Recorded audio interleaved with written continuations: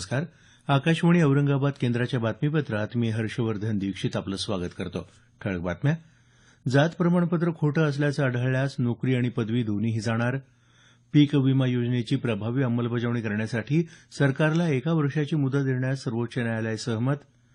बनावट कागदपत्रांच्या आधारे शेतकऱ्यांच्या नावावर 328 कोटी रुपयांचं कर्ज उचलल्याप्रकरणी गंगाखेड शुगर इंडस्ट्रीजचे अध्यक्ष रत्नाकर गुट्टे यांच्यासह संचालक मंडळ तसंच कर्मचाऱ्यांविरुद्ध गुन्हा दाखल.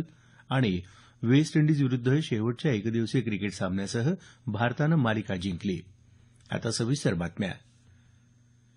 शिक्षण तसंच नोकरी मिळवण्यासाठी खोट्या जात प्रमाणपत्राचा वापर केल्याचं निष्पन्न झाल्यास संबंधित व्यक्तीची सेवा आणि पदवी दोन्ही संपुष्टात येतील असा महत्त्वपूर्ण निकाल सर्वोच्च न्यायालयानं दिला आहे.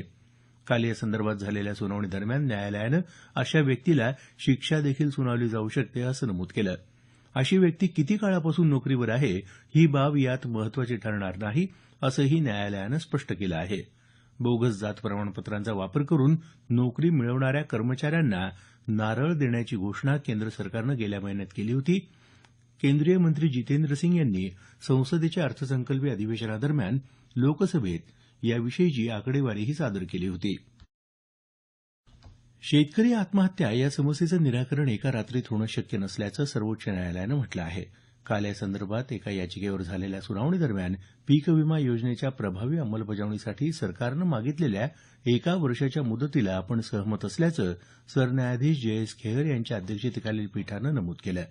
महाधिवक्ता के वेणुगोपाल यांनी सरकारच्या विविध योजनांच्या प्रभावी अंमलबजावणीसाठी आणखी वेळ देण्याची मागणी न्यायालयानं मान्य केली आहे. दूरदर्शनच्या प्रादेशिक वृत्त विभागांनी बातम्यांच्या गुणवत्तेवर भर द्यावा अशी सूचना केंद्रीय माहिती आणि प्रसारण मंत्री एम व्यंकय्या नायडू यांनी केली आहे.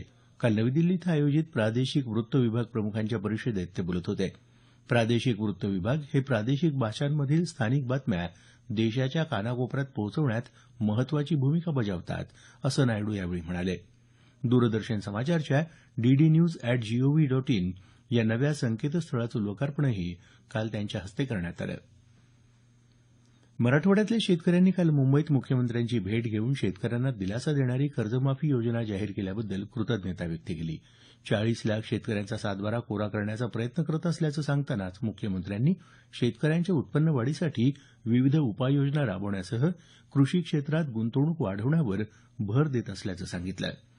शेतमालाला हमीभाव आणि बाजारपेठ उपलब्ध करून देण्यासाठी प्रयत्न करत असल्याचं मुख्यमंत्री यावेळी म्हणाले. दहीहंडी आणि गणेशोत्सव साजरा करताना येणाऱ्या अडचणींसंदर्भात काल मुंबईत मुख्यमंत्र्यांच्या उपस्थितीत झालेल्या बैठकीत सकारात्मक चर्चा झाल्याचं मुंबई भाजपचे अध्यक्ष आमदार आशिष शेलार यांनी म्हटलं आहे. विविध गणेश मंडळांच्या पदाधिकाऱ्यांसमवेत मुख्यमंत्र्यांनी यावेळी चर्चा केली. दरम्यान यासंदर्भात एका मंडळानं सर्वोच्च न्यायालयात दाखल केलेल्या याचिकेवर येत्या 10 जुलै रोजी सुनावणी होणार आहे. राज्यातल्या उपसा जलसिंचन योजना सौर ऊर्जेवर आणण्याच्या दृष्टीनं सविस्तर प्रकल्प अहवाल तयार करून त्याबाबतचा प्रस्ताव महानिर्मिती कंपनीकडे पाठवण्याची सूचना ऊर्जा मंत्री चंद्रशेखर बावनकुळे यांनी जलसंपदा विभागाच्या वरिष्ठ अधिकाऱ्यांना केली आहे. नागपूर जिल्ह्यातल्या सिंचन समस्यांबाबत मंत्रालयात आयोजित बैठकीत ते काल बोलत होते. मुख्यमंत्री सौर कृषी वाहिनी योजनेत हे प्रस्ताव मंजूर करावेत असं सांगतानाच ऊर्जा मंत्र्यांनी उपसा सिंचन योजनांना 24 तास वीज पुरवठा देण्याच्या मागणीवर शासन सकारात्मक विचार करत असल्याचं सांगितलं. महाराष्ट्र लोकसेवा हक्क कायद्याची प्रभावी अंमलबजावणी करावी असं आवाहन राज्याचे मुख्य सेवा हक्क आयुक्त स्वाधीन क्षत्रिय यांनी केलं आहे. काल मुंबईत राज्य लोकसेवा हक्क आयोगाच्या कामकाजासंदर्भात आयोजित कार्यशाळेत ते बोलत होते. जनतेचे हक्क जपणाऱ्या या कायद्याच्या माध्यमातून शासनाची जनमानसातली प्रतिमा उंचावण्यास मदत होत असल्याचं क्षत्रिय यांनी यावेळी नमूद केलं. हे बातमीपत्र आकाशवाणीच्या औरंगाबाद केंद्रावरून प्रसारित केलं जात आहे. आमचं हे बातमीपत्र newsonair.com या संकेतस्थळावरही उपलब्ध आहे. एकाच प्रकारच्या पॅकबंद वस्तूंवर आता दुहेरी कमाल किरकोळ किंमत एमआरपी छापता येणार नाही. यासंदर्भात राज्य शासनानं केलेल्या मागणीनुसार केंद्र शासनाच्या ग्राहक संरक्षण हक्क मंत्रालयानं वैध मापनशास्त्र नियमात बदल केले आहेत. त्यामुळे आता 1 जानेवारी 2018 पासून कोणत्याही पॅकबंद वस्तूंवर 2 एमआरपी छापण्यास आळा बसणार असून ग्राहकांची फसवणूक टळणार आहे. बनावट कागदपत्रांच्या आधारे शेतकऱ्यांच्या नावे 328 कोटी रुपये कर्ज उचलून फसवणूक केल्याप्रकरणी गंगाखेड शुगर इंडस्ट्रीजचे अध्यक्ष रत्नाकर गुट्टे यांच्यासह संचालक मंडळ तसंच कर्मचाऱ्यांविरुद्ध परभणी जिल्ह्याच्या गंगाखेड पोलीस ठाण्यात गुन्हा दाखल करण्यात आला आहे. या बनावट कागदपत्रांच्या आधारे कर्ज देणाऱ्या Andhra bank, UCO bank, United bank, bank of India, syndicate bank तसंच रत्नाकर बँकेच्या अधिकाऱ्यांविरुद्धही गुन्हा दाखल झाला आहे. गंगाखेड पोलिसांच्या पथकानं गुट्टे यांच्या औरंगाबाद इथल्या घरी येऊन त्यांना नोटीस बजावत आज परभणी इथं हजर होण्यास सांगितलं आहे. दरम्यान ही कारवाई राजकीय हेतूनं प्रेरित असल्याचं गुट्टे यांनी म्हटलं आहे. परभणी जिल्ह्यात प्रशासनात समन्वय नसून त्यात सुधारणा होणं आवश्यक असल्याचं मत विधिमंडळ अंदाज समितीचे प्रमुख आमदार उदय सामंत यांनी व्यक्त केलं आहे. ते काल परभणीत पत्रकार परिषदेत बोलत होते. जिल्ह्यातली अपूर्ण विकास कामं पूर्ण करण्यासाठी शासनाकडे शिफारस करण्यात येईल असं सामंत यांनी सांगितलं. दरम्यान ही अंदाज समिती परभणी जिल्ह्याचा दौरा आटोपून काल हिंगोली इथं दाखल झाली. अंदाज समितीचे सदस्य आज हिंगोली जिल्ह्यात विविध ठिकाणी दौरे करून विकास कामांची प्रत्यक्ष पाहणी करतील. शेतीच्या वादातून एकाला जिवंत जाळणाऱ्या 4 आरोपींना औरंगाबादच्या जिल्हा आणि सत्र न्यायालयानं जन्मठेप आणि प्रत्येकी 10,000 रुपये दंड ठोठावला आहे. सुमारे 5 वर्षांपूर्वी पैठण तालुक्यात लोहगाव शिवारात या आरोपींनी डॉ. विठ्ठल लगाने यांना डिझेल टाकून पेटवून दिलं होतं. त्यात त्यांचा मृत्यू झाला होता. लातूर आणि परिसरात सुमारे 15 दिवसांच्या विश्रांतीनंतर काल सायंकाळी सुमारे पाऊण तास जोरदार पाऊस झाला. आर्द्रा नक्षत्र कोरडं गेल्यामुळे दुबार पेरणीच्या भीतीनं शेतकरी चिंतातूर झाला होता. मात्र कालच्या या पावसामुळे त्यांना काही अंशी दिलासा मिळाला आहे.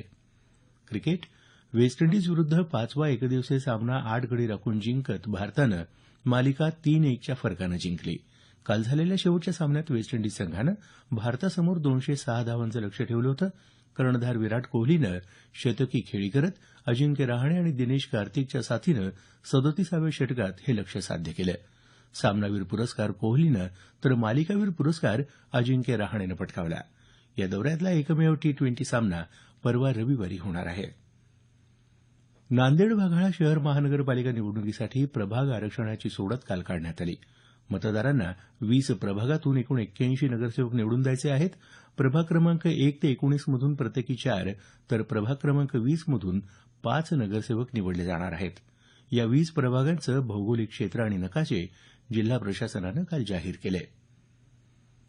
4 कोटी वृक्ष लागवड मोहिमेचं उद्दिष्ट वन विभागानं पूर्ण केलं आहे. आज समारोप होत असलेल्या या अभियानात काल 6 जुलैच्या दुपारपर्यंत राज्यभरात 4,15,44,330 वृक्ष लावले गेल्याची नोंद वन विभागाच्या संकेतस्थळावर झाली. आज सायंकाळपर्यंत होणारी वृक्ष लागवड लक्षात घेता यावर्षी राज्यात वृक्ष लागवडीचा एक नवीन उच्चांक प्रस्थापित होईल असा विश्वास वनमंत्री सुधीर मुनगंटीवार यांनी व्यक्त केला आहे. शिर्डी इथल्या श्री साईबाबा समाधी शताब्दी महोत्सवानिमित्त शासनानं मंजूर केलेल्या आराखड्यानुसार मान्यता मिळालेली कामं प्राधान्यानं पूर्ण करण्याचे निर्देश मुख्यमंत्री देवेंद्र फडणवीस यांनी दिले आहेत. यासंदर्भात काल झालेल्या आढावा बैठकीत ते बोलत होते. शिर्डी आणि परिसरात स्वच्छतेला सर्वाधिक प्राधान्य देण्याचं आवाहनही मुख्यमंत्र्यांनी केलं.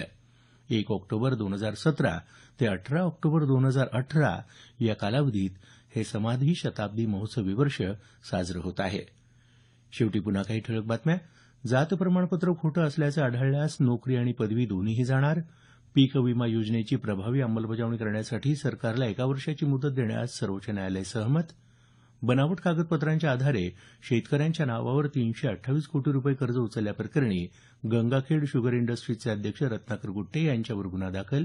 आणि वेस्ट इंडिज विरुद्धचा शेवटच्या एकदिवसीय क्रिकेट सामन्यासह भारतानं मालिका जिंकली. याबरोबरच हे बातमीपत्र संपलं. आमचं यानंतरचं संक्षिप्त मराठी बातमीपत्र सकाळी 10 वाजता.